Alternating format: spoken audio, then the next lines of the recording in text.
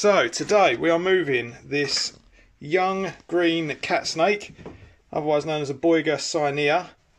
I've had her for a couple of years now.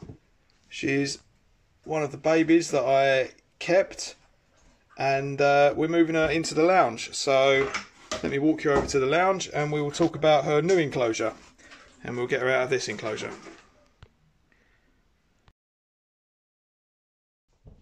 So here's the enclosure that our young Boiga cyanea is going to go into.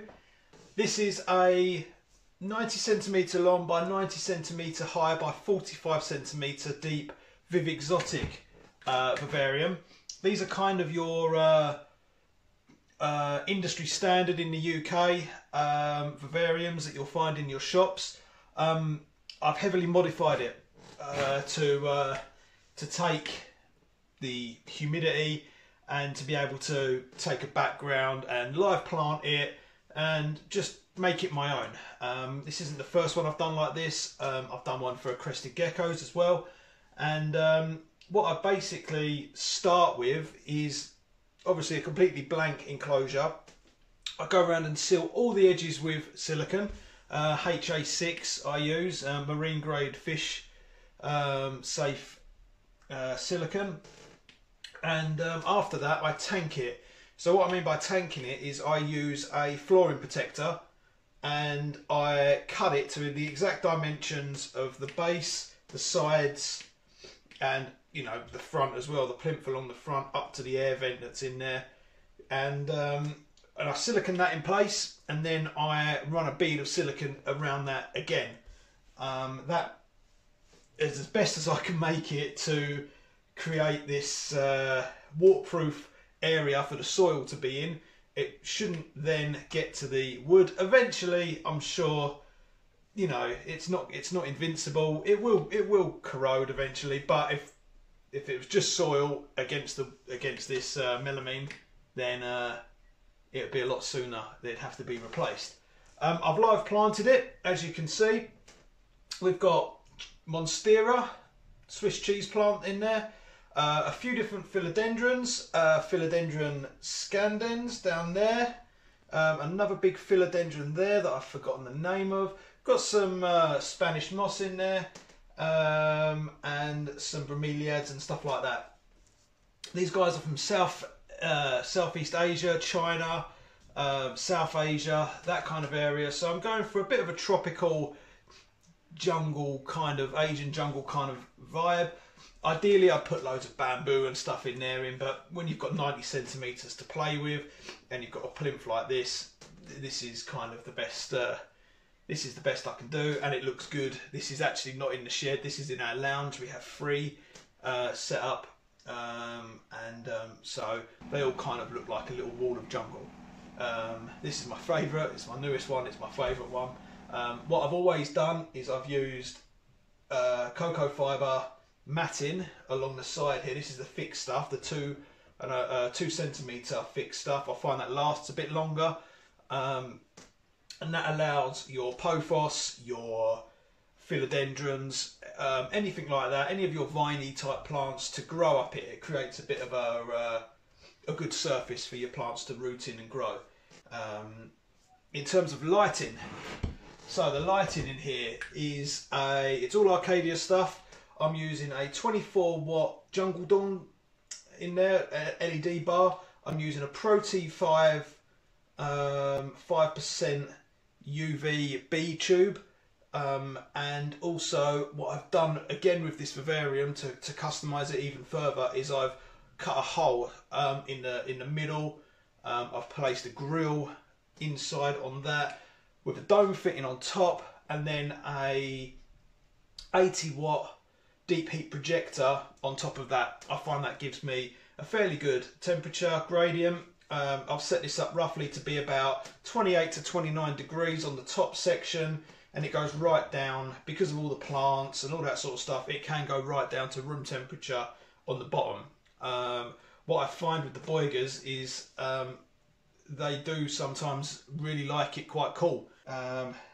And I think that's about it. I think that kind of covers where we are. I've also got a Swell, the Swell's own brand misting system. I've got that plumbed into pneumatic fittings that link all three across, and then I have the reservoir down here, so I'm misting all three all at the same time throughout the day, a couple of times a day. I do keep the soil in here fairly dry. I don't want the snake sitting on wet soil if she decides to sit on the floor. So it's not, you know, it's not like we're keeping frogs in there or anything like that. The soil isn't sodden. There's dry spots, and that means sometimes I've got to individually water some of the plants, but I'm happy with that.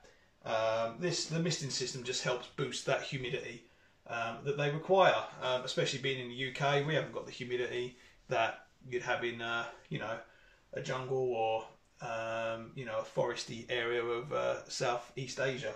So yeah, there's the enclosure. So we'll go and get the snake, we'll talk about the snake, and we'll put her in. Okay, so it's fastly becoming the evening.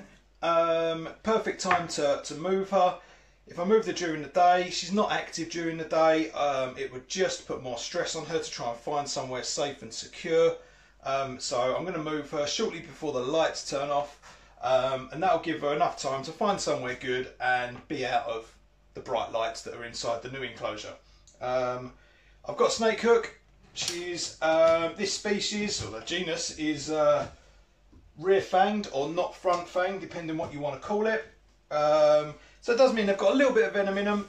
They lack the delivery system that proper deadly venomous snakes have. That being said, I still wouldn't want to bite from these guys, but she's not too bad. Her parents are a lot worse. I tend to not handle them and play with my snakes too much, so they're fairly untamed, if you want to call it that. So I'm going to use a hook just to get her out of where she is at the moment, because she's a long little noodle. And we'll move her over. I'm not going to put her in a tub or anything like that. The reptile shed is a couple of seconds away from the new enclosure in the house. So I'm going to get her out now, and we'll move her across. You alright, little girl? Here we go. Where's your face?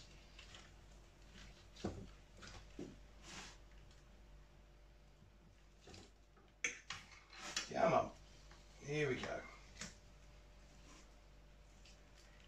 That's it.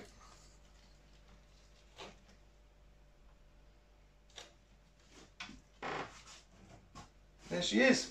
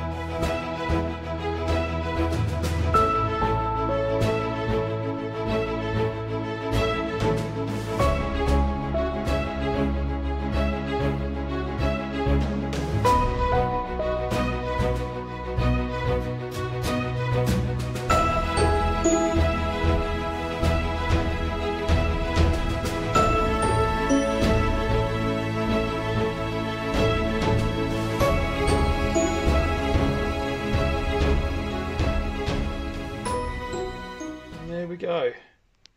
She's in there. The lights will be off soon. She's got her old hut. She's got her water bowl. We'll just let the lights turn off and we'll let her explore and find somewhere that she wants to stay. Thanks for watching, guys. Catch you next time.